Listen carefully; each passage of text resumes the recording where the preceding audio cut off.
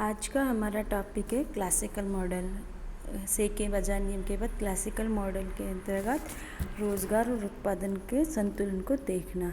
सबसे पहले हम देखेंगे क्लासिकल सिद्धांत की मान्यताएं क्या है।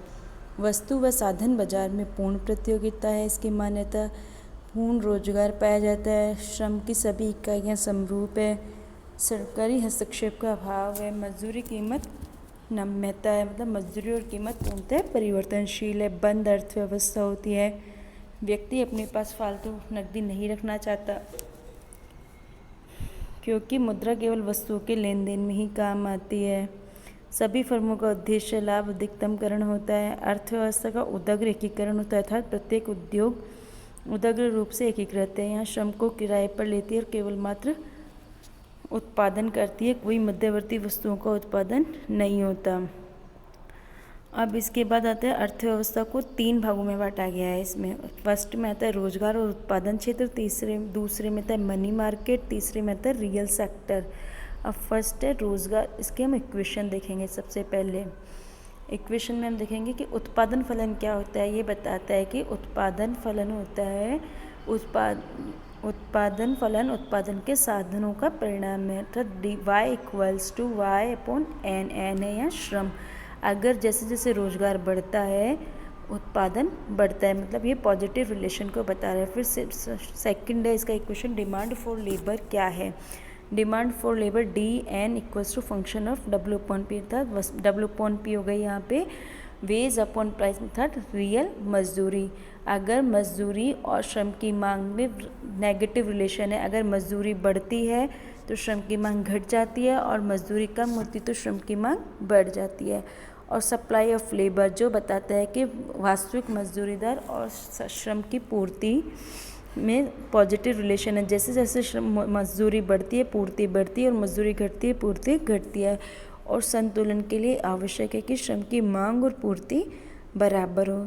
थर्ड है सेकंड है भी मनी मार्केट। मनी मार्केट का मतलब है अर्थव्यवस्था में जितना भी हमेशा मुद्रा की पूर्ति MV=PY होती है, मतलब मुद्रा का संचरण वेग हो गया V, M हो गई मनी सप्लाई और ये प्राइस हो गया और ये उत्पादन हो गया। और रियल सेक्टर में आ जाता है बचत और निवेश फलन। बचत फलन बताता है कि ब्याज की दर और बचत में पॉजिटिव रिलेशन है। जैसे जैसे ब्याज की दर बढ़ेगी बचत भी बढ़ेगी और ब्याज की दर कम होएगी बचत भी कम होएगी। और इन्वेस्टमेंट फंक्शन होता है I= फंक्शन ऑफ R, जो इन दोनों में नेगेटिव रिलेशन को बताता है कि जैसे जैसे ब्याज की दर बढ़ेगी निवेश कम होता जाएगा और ब्याज की दर कम होएगी निवेश बढ़ता जाएगा। इस संतुलन के लिए सेविंग और इन्वेस्टमेंट बराबर होने चाहिए। अब सबसे पहले हम इसका आधारभूत मॉडल देखेंगे, फिर उसके बाद हम इनके एक एक उस वेरिएशन में चेंज को देखेंगे।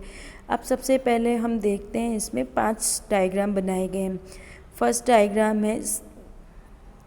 डायग्राम है जो बताता है कि श्रम की मांग और पूर्ति में संतुलन हो रहा है ई बिंदु पर, जो SN और DN है। तो यहाँ ई बिंदु पर W/P रियल वेज रेट और रोजगार का कॉम्बिनेशन हो रहा है। तो इस रोजगार से यहाँ इस रोजगार को हम ऊपर ले जाते हैं, इस रोजगार को ऊपर लगाने से उत्पादन फलन का निर्धारण हो रहा है जो कि Y1 उत्पादन को बता रहा है। अब Y1 उत्पादन से यहाँ पर कीमत का निर्धारण हो रहा है जो P1 है, और P1 को यहाँ से नीचे वर्ग डालने पर वास्तविक मजदूरी का निर्धारण हो रहा है।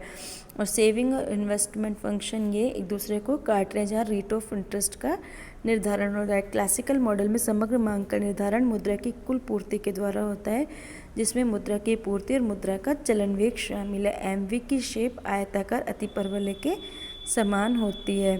W/P का ढाल वास्तविक मजदूरी की दर के बराबर होगा। क्लासिकल मॉडल में कीमत का निर्धारण मुद्रा बाजार के द्वारा होता है और यह प्रारंभिक साम्य को दर्शाता है।